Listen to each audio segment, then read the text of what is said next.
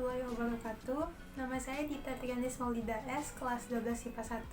Di video kali ini, saya akan menjelaskan materi fisika bab 10, yaitu inti atom dan efek nuklir. Untuk lebih jelasnya, yuk kita langsung masuk saja ke videonya. Yang pertama adalah inti atom. Pengertian inti atom dan partikel penyusun. Menurut model atom Bohr, atom tersusun dari inti atom dan elektron yang mengelilingi inti atom pada kulit-kulit atom. Massa atom sebagian besar terkonsentrasi pada bagian intinya yang tersusun atas proton dan neutron. Proton merupakan partikel bermuatan positif yang bernilai positif 1,6 kali 10 pangkat min 19. Neutron merupakan partikel yang bermuatan netral dengan massa 1 satuan massa atom. Kedua partikel ini disebut nukleon dan nuklida penyusun inti. Nah, ini merupakan struktur inti atom. Untuk elektron ditandai dengan warna hijau, proton ditandai dengan warna biru, dan neutron ditandai dengan warna merah. Sedangkan inti atom disebut nukleus. Nah, ini simbol unsur atom. Dituliskan X, ZA, atau seperti yang di sebelahnya. Di mana X adalah nama unsur atom, Z adalah nomor atom di mana menyatakan jumlah elektron dan jumlah proton, A adalah nomor massa menyatakan jumlah proton dan neutron, dan N adalah A sampai Z disebut dengan jumlah neutron dalam inti.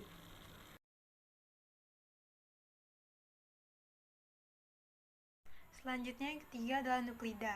Dalam inti atom terdapat 3 jenis antara lain isotop, isoton, dan isobar. Kita masuk yang pertama, yaitu isotop. Isotop adalah inti yang memiliki nomor atom sama tetapi nomor massa berbeda. Seperti contohnya di sini, nomor atomnya sama semua yaitu 6, sedangkan nomor massanya berbeda. Yang pertama 12, yang kedua 13, dan yang ketiga 14. Yang kedua yaitu isobar. Isobar adalah inti yang memiliki nomor massa sama tetapi nomor atom berbeda. Seperti yang ada di contoh, nomor massanya sama tetapi nomor atomnya berbeda. Lalu yang ketiga ada isoton. Isoton adalah inti yang memiliki jumlah neutron sama tetapi nomor atom berbeda. Kita masuk ke yang keempat yaitu gaya dan kestabilan inti. Tidak setiap gabungan proton dan neutron membentuk inti atom stabil atau mantap. Stabilitas inti atom ditentukan oleh perbandingan antara jumlah proton dan neutron. Jika inti memiliki terlalu banyak proton atau terlalu banyak neutron, inti menjadi tak stabil. Inti ringan cenderung akan stabil jika memiliki jumlah proton dan neutron sama, yaitu N sama dengan Z. Kemudian, inti yang memiliki nomor atom antara 30 sampai 83 cenderung akan stabil jika N sama dengan 1,6 Z. Inti dengan Z lebih dari 83 adalah inti yang tidak stabil. Kita masuk ke yang kelima, yaitu energi ikat inti. Gaya inti antar partikel inti menghasilkan energi ikat inti. Energi ikat ini didefinisikan sebagai energi yang dibutuhkan untuk memutus atom menjadi partikel pembentuknya. Selisih massa ini disebut defek massa dan digunakan sebagai pertahanan proton dan neutron sehingga tetap dalam satu ikatan. Defek ini dapat dituliskan sebagai persamaan matematis seperti yang telah tersedia. Ada delta M sama dengan Z, MP plus A min Z, Mn min T. Di mana delta M adalah defek massa, MP adalah massa proton, Mn adalah massa neutron, Z adalah jumlah proton, A sampai Z adalah jumlah neutron, dan M inti adalah massa inti. Nah, selanjutnya yang keenam yaitu reaksi inti. Reaksi inti merupakan peristiwa perubahan suatu inti atom sehingga berubah menjadi inti atom lain dengan disertai munculnya energi yang sangat besar. Nah, secara skematik, reaksi inti ini dapat digambarkan, yaitu yang pertama proyektil atau peluru ditambah inti sasaran atau target menjadi inti hasil atau produk ditambah partikel yang diamati ditambah energi. Nah, energi reaksi inti yang timbul diperoleh dari penyusutan massa inti, yaitu perbedaan jumlah massa inti atom sebelum reaksi dengan jumlah massa inti atom sesudah reaksi. Menurut Albert Einstein, dalam kesetaraan antara massa dan energi, dinyatakan bahwa energi total yang dimiliki oleh suatu massa sebesar M adalah E sama dengan mc kuadrat, apabila semua massa inti atom dinyatakan dalam SMA, yaitu satuan massa atom. Nah, maka energi total yang dimiliki massa sebesar 1 SMA setara dengan energi sebesar 931 MeV, di mana 1 SMA itu adalah 1,66 dikali 10 pangkat min 27 kg, C sama dengan 3 kali 108 meter per sekon, dan 1 eV adalah 1,6 kali 10 pangkat min 19 Joule. Misalnya suatu reaksi inti dinyatakan menurut persamaan A besar ditambah A kecil menjadi B besar ditambah B kecil ditambah Q besar. Nah, besarnya energi yang timbul dapat dicari dengan persamaan Q sama dengan MA besar tambah MA kecil min MB besar ditambah MB kecil dikali 931 MeV. Dengan MA besar tambah MA kecil adalah jumlah massa inti atom sebelum reaksi. Sedangkan MB besar ditambah MB kecil adalah jumlah massa inti atom sesudah reaksi. Sedangkan Q adalah energi yang timbul selama reaksi terjadi.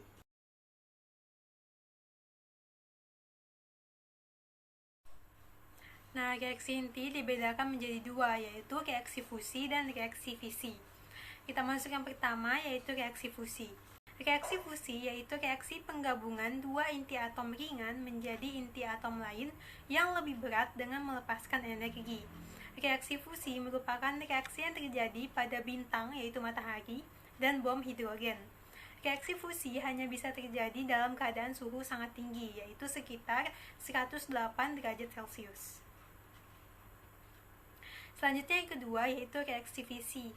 Reaksi fisi yaitu reaksi pembelahan inti atom berat menjadi dua inti atom lain yang lebih ringan dengan disertai timbulnya energi yang sangat besar. Nah, misalnya inti atom ditembak dengan neutron sehingga terbelah menjadi dua inti atom disertai dengan timbulnya dua neutron yang memiliki energi tinggi seperti yang telah ditulis di situ. Kemudian reaksinya jadi seperti ini. Kita masuk yang ketujuh, yaitu spektrum atom hidrogen.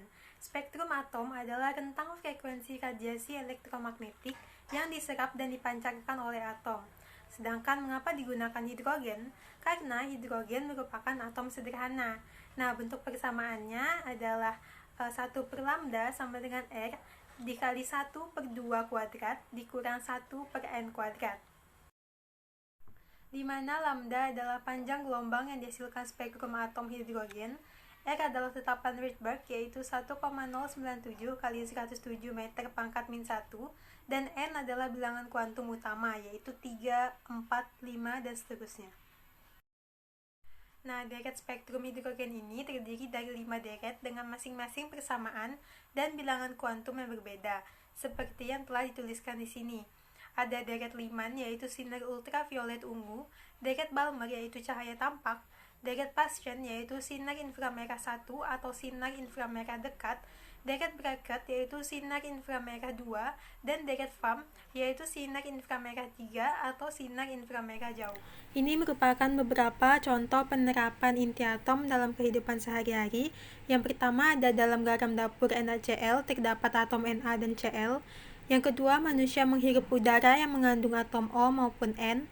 Perhiasan intan mengandung atom C, kapur tulis mengandung atom Ca, lampu ada yang berisi gas Ne, He atau Ar, perhiasan emas dan perak mengandung atom Au dan Ag, balon gas berisikan gas He, dan bahan bakar fosil mengandung atom C, H, dan O.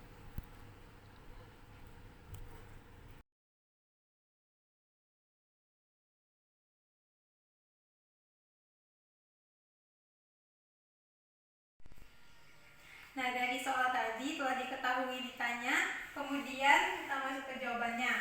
Nah, di sini yang pertama kita cari adalah massa reaksi M0.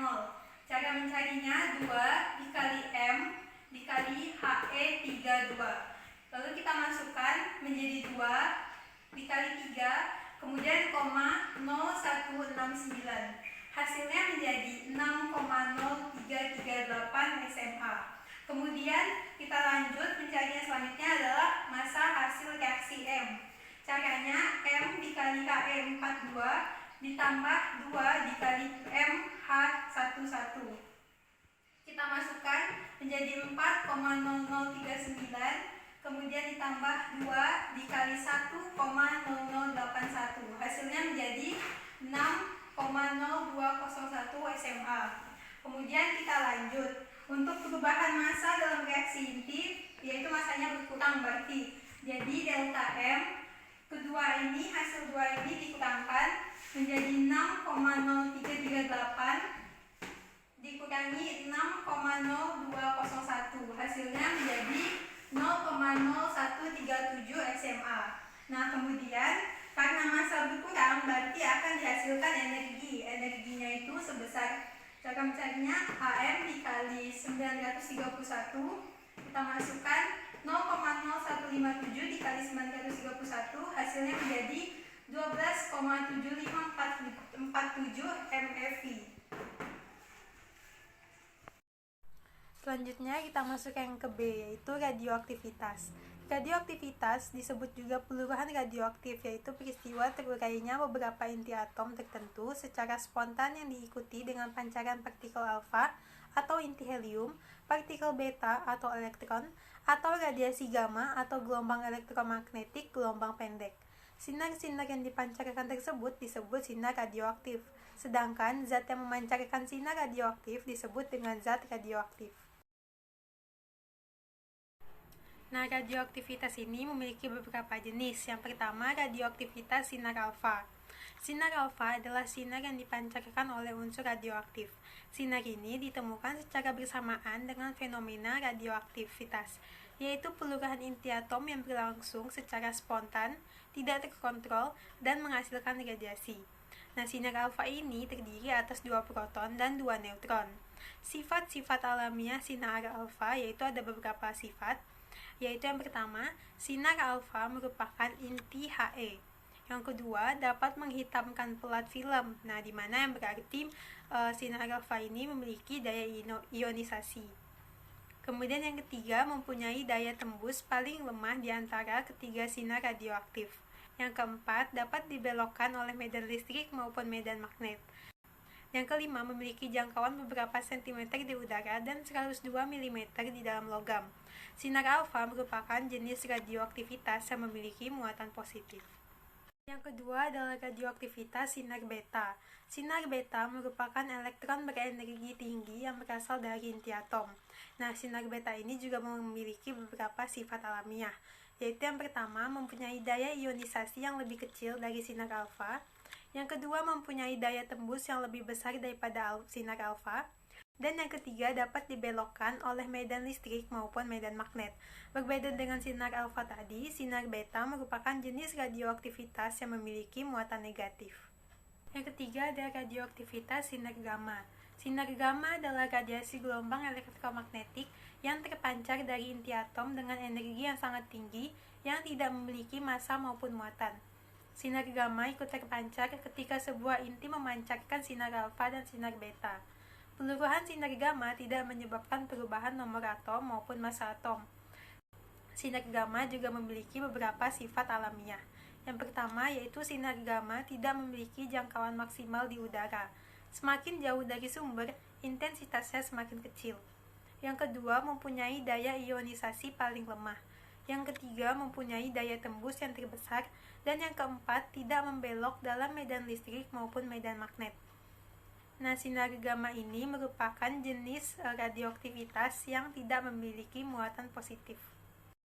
Selanjutnya yang kedua, interaksi sinar radioaktif dengan bahan.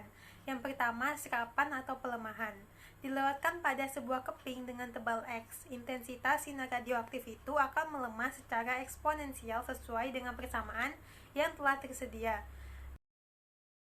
Selanjutnya ada ketebalan paruh atau half thickness atau HVL. Pada sebuah kondisi, intensitas sinar radioaktif setelah melewati bahan menjadi setengah dari intensitas mula-mula. Tebal keping bahan yang mengakibatkan intensitas yang keluar setengah dari semula dinamakan lapisan harga paruh atau half value layer atau HVL atau ketebalan paruh atau half thickness. Selanjutnya yang keempat, peluruhan radioaktif. Peluruhan adalah peristiwa pemancaran sinar radioaktif oleh zat radioaktif. Inti yang mengalami peluruhan akan disertai pelepasan partikel atau sinar radioaktif sehingga akan terbentuk untuk baru yang stabil. Waktu paruh adalah waktu yang dibutuhkan inti radioaktif untuk meluruh sehingga masanya menjadi separuh dari massa mula-mula.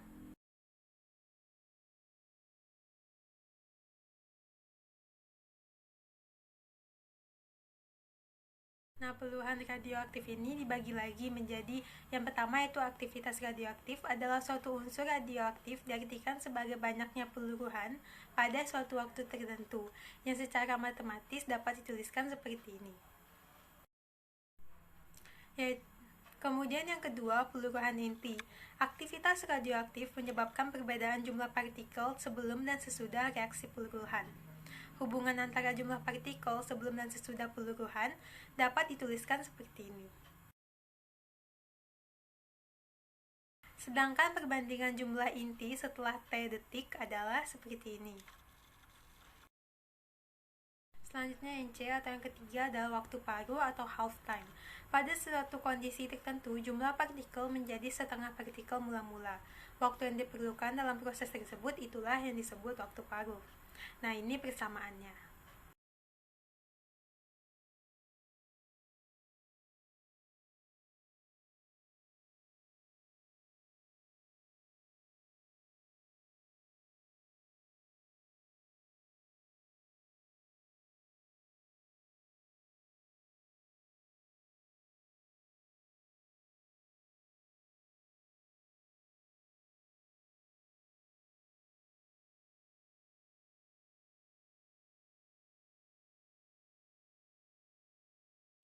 Nah, untuk soal kedua, tadi sudah diketahui dan ditanyanya, sekarang jawabannya.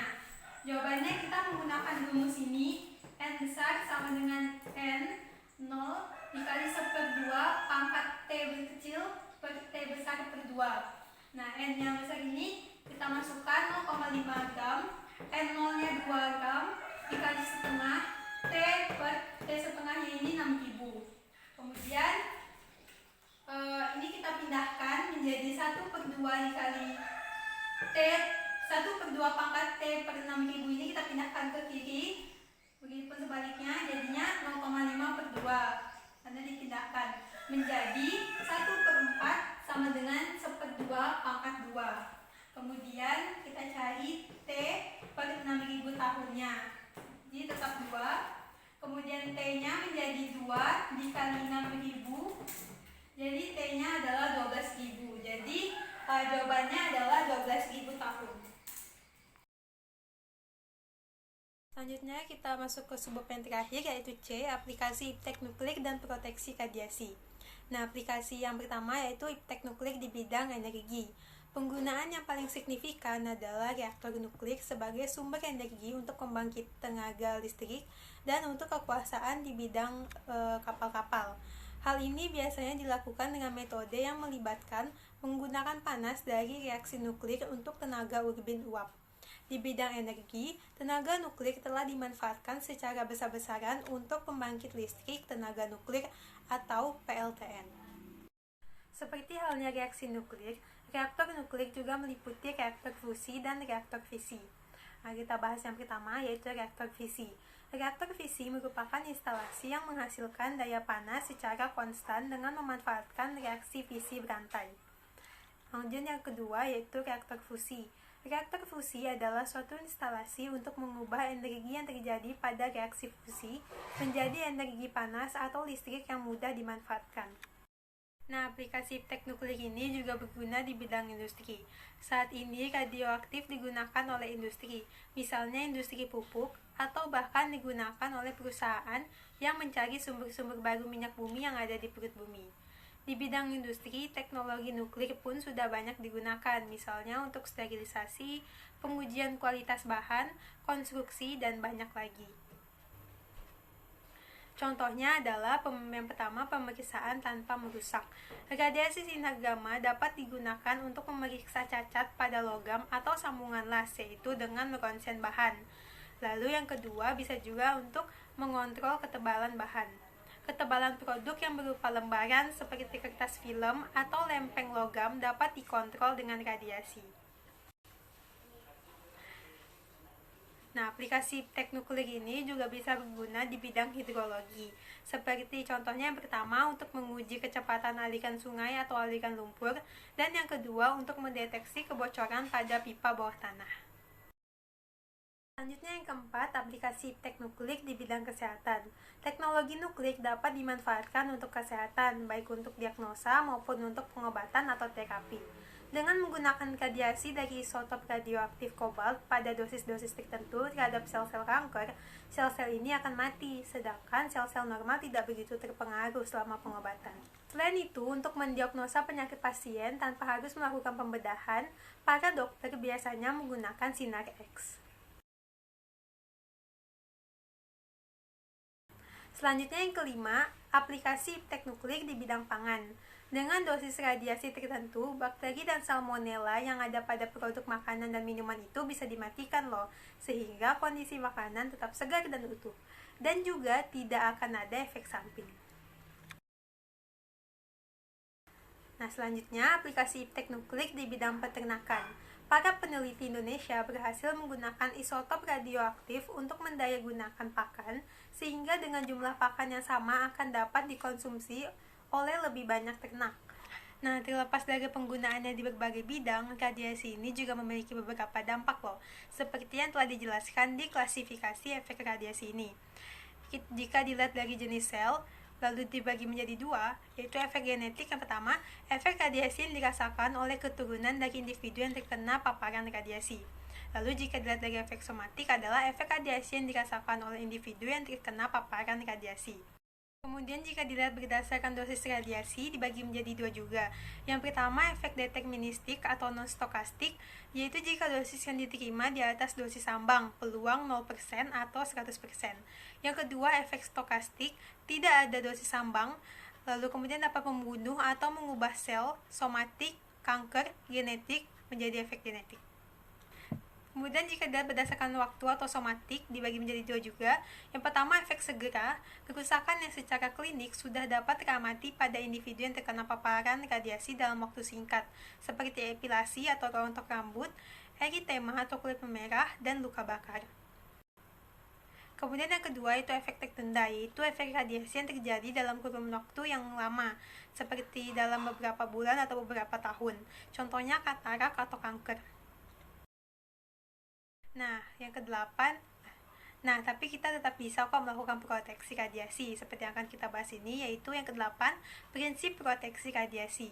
Nah, prinsip proteksi radiasi ini harus didasarkan oleh tiga hal. Yang pertama, justifikasi, yaitu harus memberi manfaat yang nyata.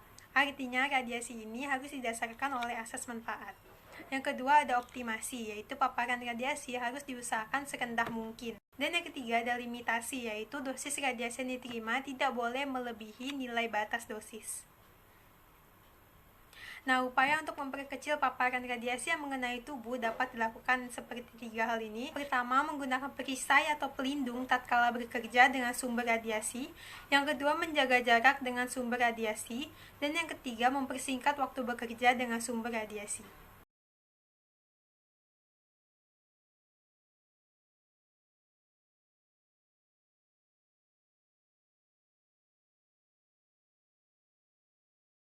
Menurut Bapeten, NBD untuk siswa yang berumur kurang dari 16 tahun sama dengan 0,1 dari NBD pekerja radiasi dan 0,01 dari NBD masyarakat dalam sekali penyinaran.